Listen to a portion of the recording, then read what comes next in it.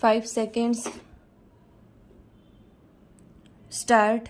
Even assuming that the arbitration process involved highly technical and complex issues which was time consuming, even then it was open for the arbitrator or for the parties to approach the court for extension of time to conclude the arbitration proceeding, which was not done either by the arbitrator or by any of the parties. Stop.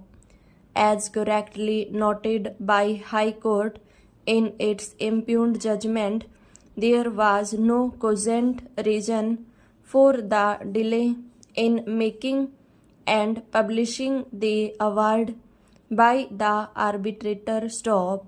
He already had the relevant materials at his disposal and could base his findings on the observations made by the 3 arbitrators who were appointed prior to him. Stop. Stanza.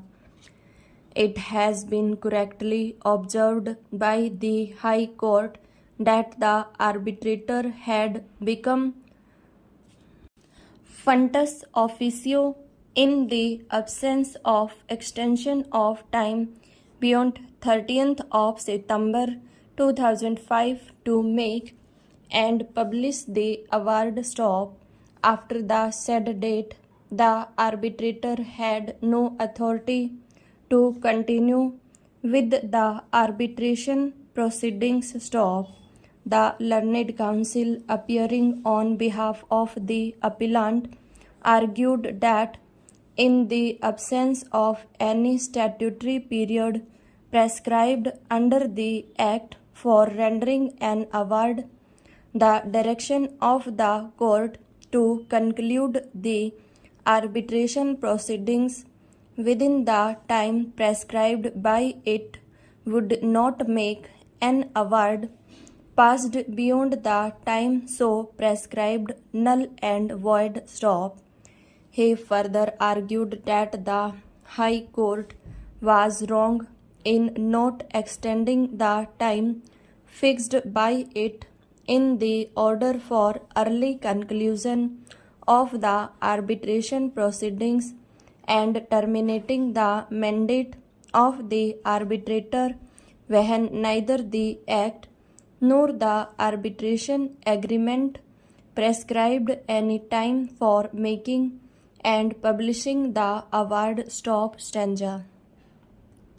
So far as this decision is concerned, we may keep it on record that this decision was rendered under the Arbitration Act of 1940 and not under the present Act, with which we are only concerned. Stop. In view of our reasoning given hereinafter and in view of the facts involved in this case, we do not find any ground to rely on this decision of this court for the purpose of this case. Stop. We have carefully gone through para 8 of the decision relied on by the learned counsel for the appellants. Stop. We may not forget that we are concerned in this case with the Arbitration Act 1894. Stop. Without going into the details of this decision, we may simply say that this decision cannot have any direct application. Stop.